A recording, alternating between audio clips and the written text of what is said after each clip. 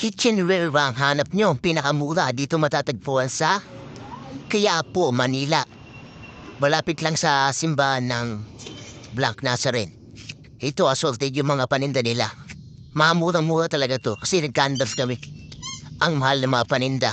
Siguro mga panlimang store to napuntaan namin. Ito ang pinakamura. Kasi yung rice cooker na 5 kilo, nagtanong kami, 5-5 yung una namin na pagtanungan.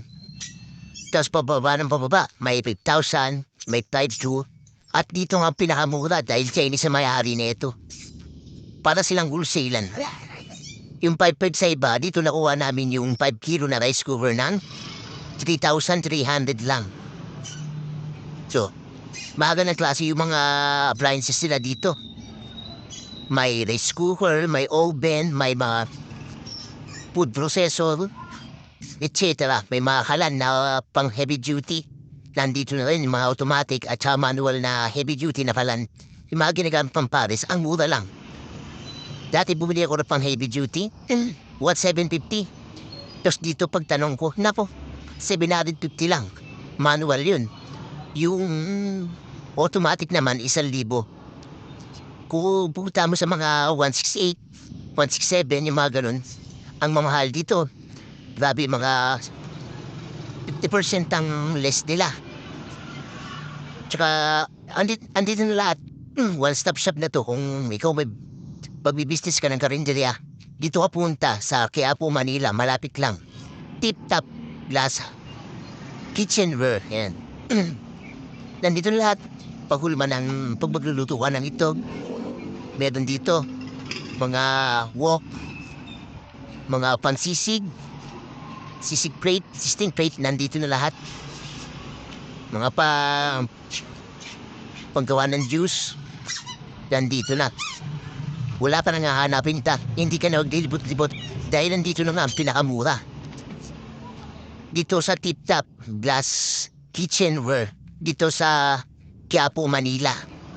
Sa bandang likod lang ito. Sa banda, tawag yan, yung parang palengke nila, doon matatagpuan. Hilera yan sila. Tatlo sila magkairera. Pero pinakauna, ito yung Tip Top Glass yan kitchenware. Nandiyan nga tayo. Yan. Nakapamili na kami dyan.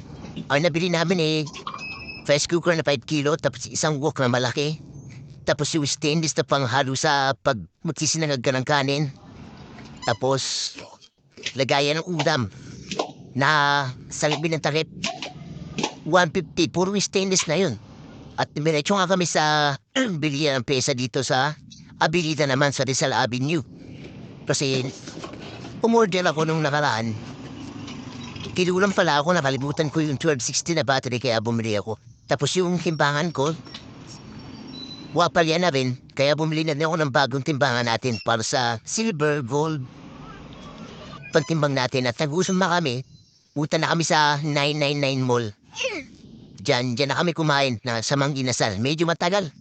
At yan nga, habang nag-wholesale ako sarap dyan sa 999 Mall. Sa second floor, kay Blair Wuchin naman yan. Gusto yung mag-wholesale kay Blair Wuchin at pinasok nga tayo ng Dragon Dance dun. At nahirapan sila sa pagbuwa ng ampaw kasi nasa stockroom na.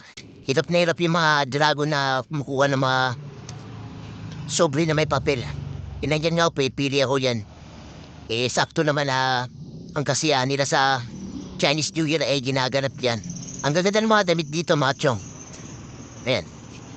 Ito, wala itong itikita sa sleeve at saka sa hangtag. Pero dito sa may nektag, meron. Bugi to. Kapaps. Quality. Tsaka yung mga polo dyan, pwede nyo i-wholesale yan.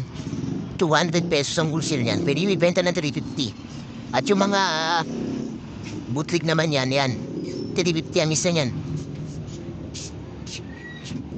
Pag wholesale. Pero kung mag-retail ka, 450. May mga cup din dyan yan.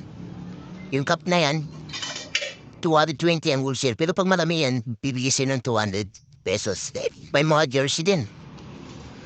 Ayan, mga quality yung mga jersey dyan. Mga cup, mga shirts, yung mga jersey. Over quality yan. 350 lang isa dyan. Kung may retail ka, pero pag wholesale ka, 300 nila binibigayan. Tapos ang bentahan niyan, siyempre, naglalaro sa 550 hanggang 600. Ito nga ay binili ko sa pang sarili ko. Pang PS10 gamit ko si Tyler. At saka si Asa Paraki. Mga pang PSG natin yan, pang simba. At saka itong Bulls na short 8, batting 8. At umuwi na nga tayo. I-display na natin yung binili natin cup. Ayan. Full stock lang tindahan natin ng cup. Cup lang muna ang binili natin kasi medyo mahina pa yung ano natin. Mga clothing. Inasa natin yung cup, tapos yung ulam. Kaya bumili kami ng gamit sa pagluluto. Dahil yung, ayan, timbili namin wok. Kaya malaki na yung wok na yan para madali yan sa pagluluto. At saka yung 5 kilo na rice cooker. Para isang lutuan lang kasi nakakatatong sarang kami sa isang buong araw. Kasi dumadami na nga yung kumakain at bumibili ng ulam, take out. Siyempre, nagpapadainin na rin tayo sa tindahan. Kailangan natin ng isang salangan na lang para marami tayong stock na kanin. Hindi tayo kakabahan pag konti na lang mag-sign na naman. Ayan, kahit nga, yung kanin natin, naluto na, 5 kilo yan. Pantay na pantay yung pagkakaluto. Di ka kakabahan na hilaw, labsak, lata, at sulog yung ilalim.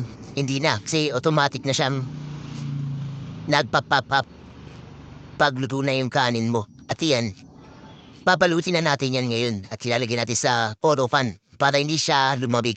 Para mamaya, bigay na lang tayo ng bigay sa customer natin. Kasi maya-maya, yung mga ulam natin nakalatag na yun. Paisa-isa na nilalabas at maya-maya, alas 10:30 ng mga customer natin sa ulam. Kasi nagugutom na sila. Kaya alam mo naman yung mga trabador dito sa Antipolo, kung kumilos ay mga halima kung mag-light.